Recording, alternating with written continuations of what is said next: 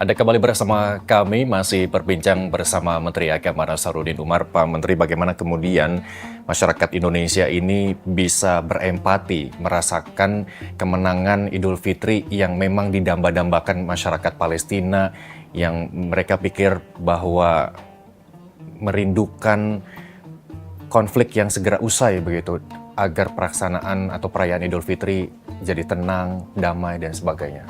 Ya, bagi saya empati itu penting, tapi tidak cukup.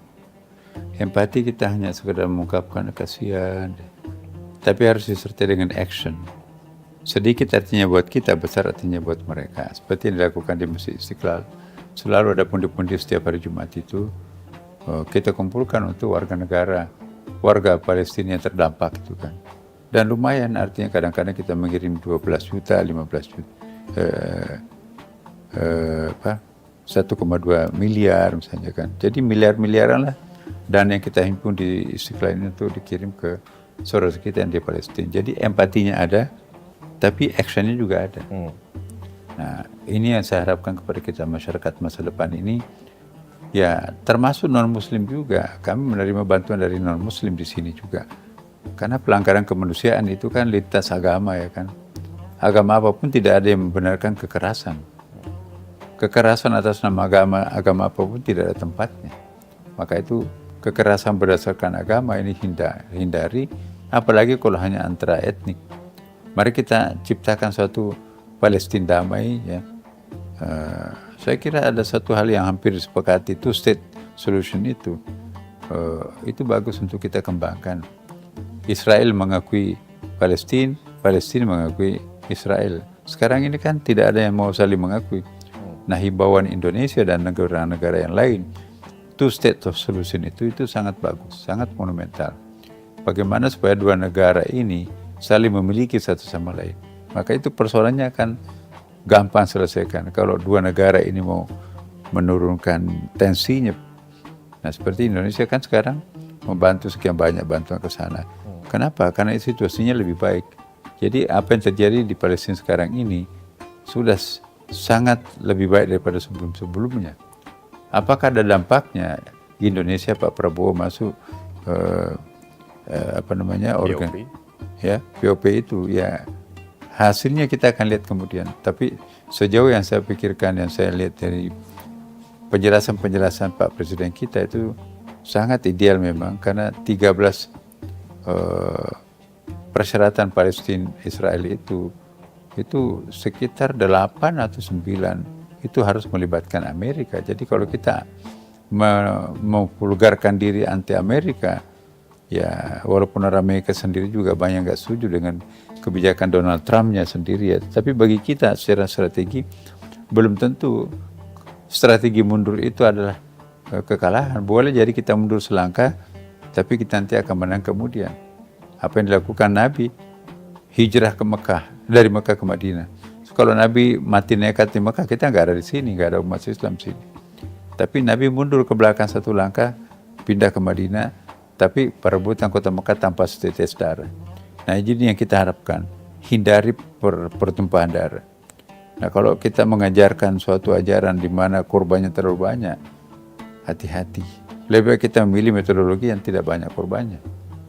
Seperti yang dilakukan Pak Prabowo ini. Lebih mengedepankan dialog begitu ya untuk perdamaian daripada kekerasan.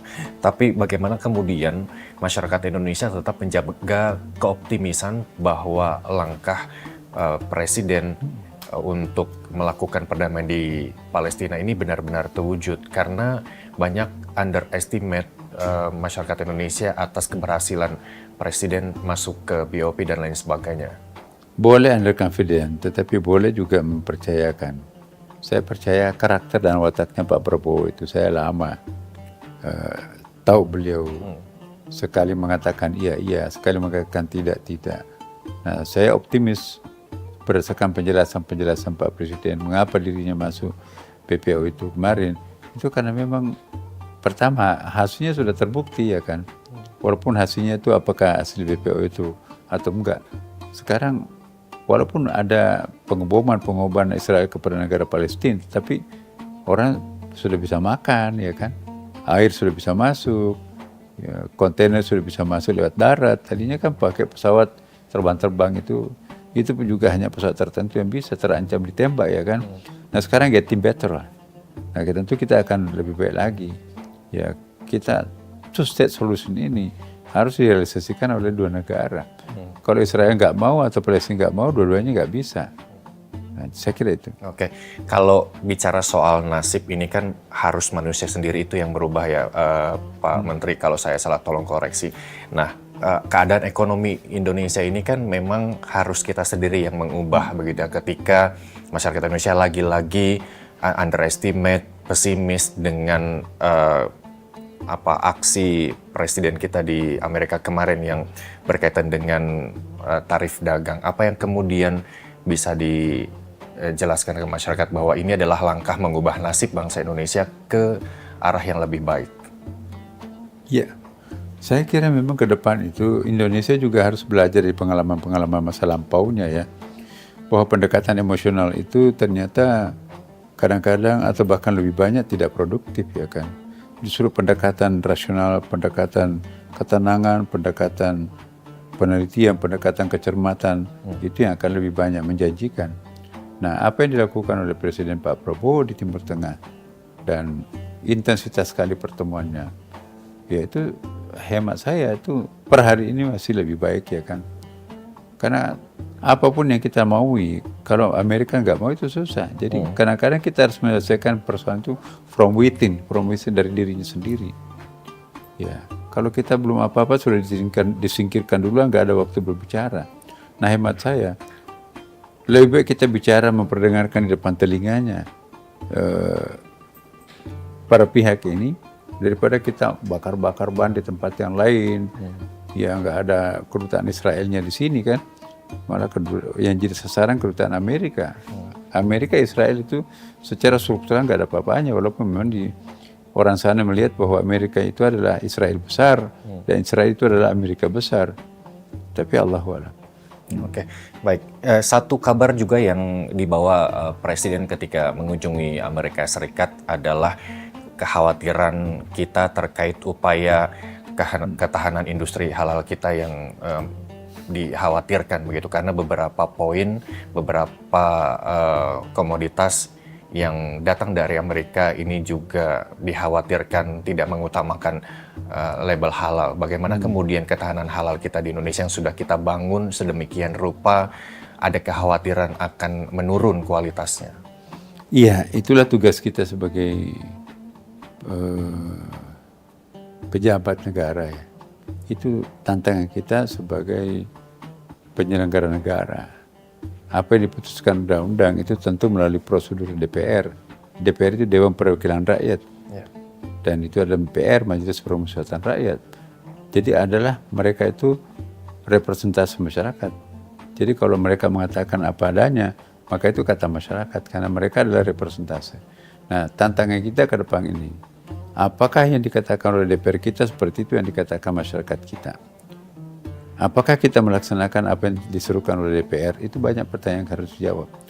Kalau saya sih melihat ya bahwa waktu berjalan secepat ini, sementara persoalan dalam negeri kita dengan adanya Aceh, Kalimantan Utara, Kalimantan Barat itu, kalau kita menyelesaikan persoalan dulu baru pindah ke persoalan lain, itu tidak efektif.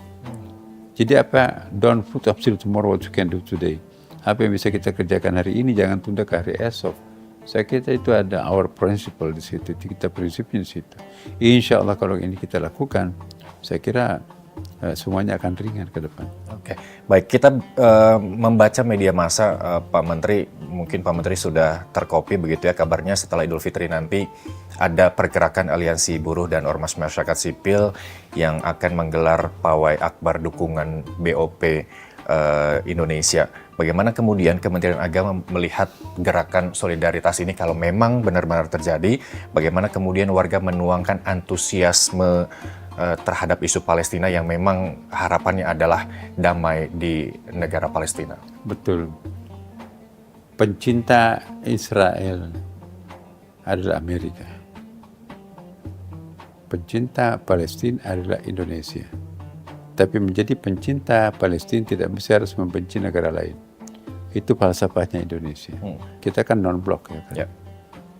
Jadi two-state solution dan ditambah dengan BOP yang digagas oleh presiden kita. Saya kira itu adalah langkah gentleman dilakukan oleh seorang jenderal yang punya jam terbang yang sangat panjang, sangat jauh, pengalaman internasional yang sangat banyak. Ya, bagi saya pribadi, mana yang lebih efektif? Demo di tempat-tempat yang tidak gunanya atau membisikkan telinganya Netanyahu? Ya, membisikkan telinganya Amerika. Kita demo di satu tempat nggak ada disampaikan, nggak ada yang sampaikan Netanyahu, nggak ada yang menyampaikan Donald Trump.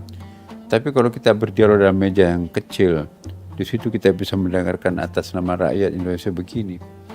Nah kalau diterima, alhamdulillah. Kalau nggak diterima ya kita mikir-mikir untuk mencari jalan lain ya kan. Tapi juga saya tidak setuju begitu, tidak setuju langsung mundur. Kita karena itu tipikal masyarakat Indonesia belum ada hasilnya, tapi sudah protes terlebih dahulu. Iya, bagaimana kemudian serahkan dulu prosesnya, baru kemudian hasilnya kita tunggu begitu. Berjuang itu waktu diperlukan, tidak seperti yang balik telapak tangan. Ini persoalan lama kan. Kalau jalan pintas itu jangan sampai nanti kita membuatkan hasil yang rapuh ya kan. Yang kita inginkan ini ada perdamaian fundamental, perdamaian permanen, bukan sesaat. Itu gencatan senjata 1 bulan hantam lagi, enggak begitu. Kita inginkan adalah gencatan senjata secara permanen, keamanan secara permanen. Jadi kalau ini kita lakukan, insya Allah bisa kok. Yang penting masing-masing harus bersabar. Ya. Kalau Indonesia, kalau Palestina nggak bersabar, lempar batu, tembakin orang melawan kok. Ya. Okay. Jadi mari kita mencari solusi yang terbaik. Kadang-kadang kita mundur selangkah untuk mencapai kemajuan. Okay. Ibaratnya presiden sekarang lagi jihad fisabilillah begitu ya, untuk mewujudkan perdamaian di Gaza. Bagaimana kemudian bangsa Indonesia ini yang mayoritas beragama Islam untuk mendukung jihad fisabilillah itu? Jadi kita doanya, doa silahul mu'minin. Doa itu adalah senjata ampuhnya orang beriman. Jadi kalau kita banyak berdoa, insya Allah 10% doa itu diterima. Maka nggak tahu apa yang akan terjadi bagi Israel dan apa yang akan terjadi bagi Palestina. Mudah-mudahan positif hasilnya. Nah kalau ini lakukan ini kita, kalau perlu nanti kita kunut nazilah pada malam tertentu Ramadan itu, kita kunut minta pertolongan terhadap Tuhan supaya kita diberikan kemenangan di Palestina.